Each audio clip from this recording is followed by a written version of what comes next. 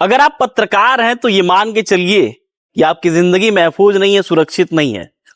आए दिन छत्तीसगढ़ में पत्रकारों के साथ मारपीट, बदसलूकी बेहद ही आम बात हो गई है।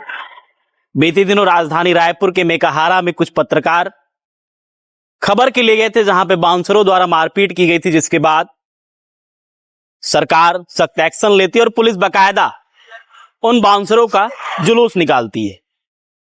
इसी बीच कल एक खबर गरियाबंद से सामने आई है। कुछ पत्रकार जो कि अवैध रेत खनन की खबर बनाने गए थे, जिसके बाद जो रेत माफिया के गुंडे थे वो बाकायदा हवाई फायरिंग करते हैं और फिर पत्रकारों के साथ मारपीट करते हैं, उनकी माइक आईडी छीन लेते हैं। किसी तरीके से पत्रकार तत्काल प्रशासनिक ग्रुप में इस खबर को अपनी वीडियो बनाकर भेजते हैं। तत्काल पुलिस आती है, एसडीएम आते हैं, तब जाकर किसी तरीके से उन पत्रकारों की जान बचती है।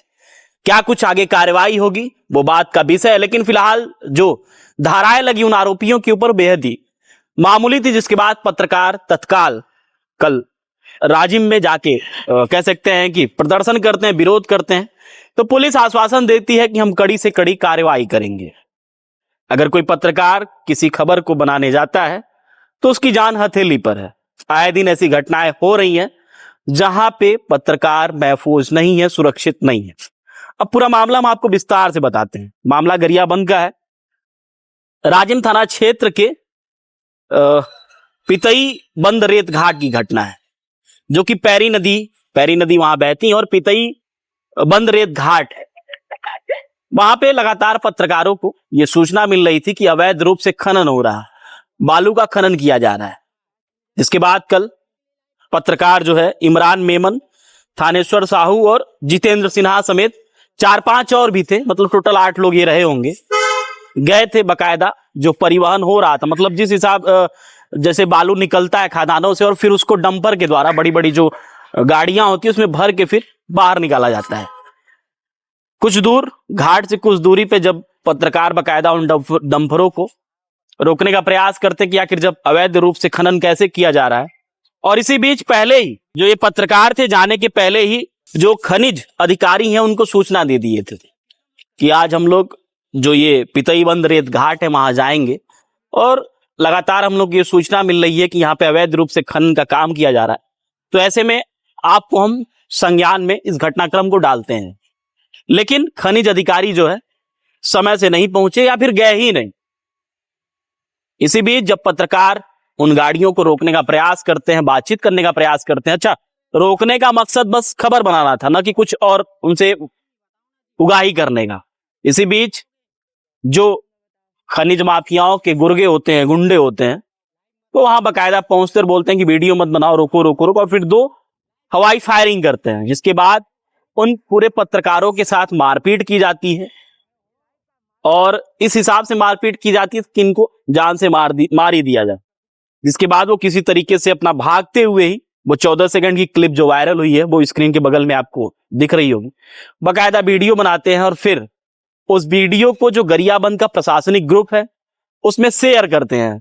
जिसके बाद तत्काल प्रशासन एक्शन लेता है, सख्ती में आता है, स्वतः संज्ञान लेते हुए इस मामले को तत्काल जो कलेक्टर हैं भगवान सिंह यूके, गरियाबंद के कलेक्टर हैं, एसडीएम को तुरंत सूचना देते हैं कि तत्काल आप पुलिस बल को लेके फोर्स के साथ जो ये घटना है हुई है वहां तत्काल पहुंचिए। जिसके बाद तत्काल पुलिस वहां पहुंचती है, एसडीएम भी पहुंचते हैं, और फिर किसी तरीके से पत्रकारों की जो है जान बचती है। जिसके बाद पत्रकारों का ये कहना था कि ये जितने भी आरोपी हैं, जो भी मारपीट किए हैं और जो भी घटनाक्रम है, कड़ी से कड़ी कार्रवाई हो।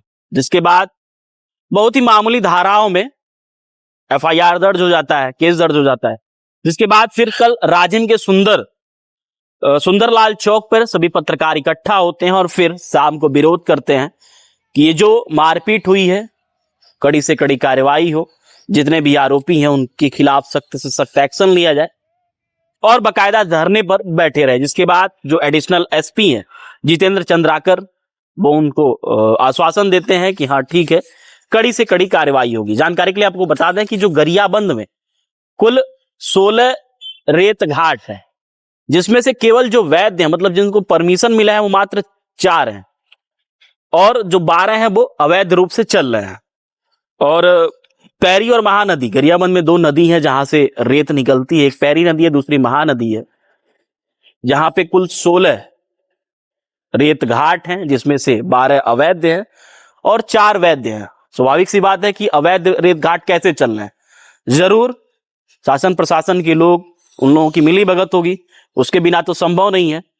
खैर, ये जो मामला है तूल पकड़ा हुआ है। आज जो पीसीसी चीफ हैं दीपक बैज बाकायदा ट्वीट करके कह रहे हैं कि जो खनिज अधिकारी जो वहां नहीं पहुंच पाया, हो सकता है कि वही उन माफियाओं को, उन गुंडों को भेजा हो। खैर, वो राजनीतिक पहलू है, मसला है, पक्ष विपक्ष का अपना काम है एक दूसरे के ऊपर कटाक्ष करना। ऐसे में अब देखने वाली बात हुई किस तरीके से शासन प्रशासन जो अवैध रूप से बालू के घाट चल रहे हैं, क्या कुछ उनके ऊपर कार्रवाई करता है। पत्रकारों के ऊपर हमला हुआ है करके एक खबर मिला था, तो जैसे ही हमको फोन के माध्यम से ये सूचना मिली तो मैं स्वयं अपने तहसीलदार के साथ और पुलिस टीम के साथ वहां गया और वहां से सभी पत्रकारों, जो भी पत्रकार थे वहां, उनको वहां से सुरक्षित वापस लाया।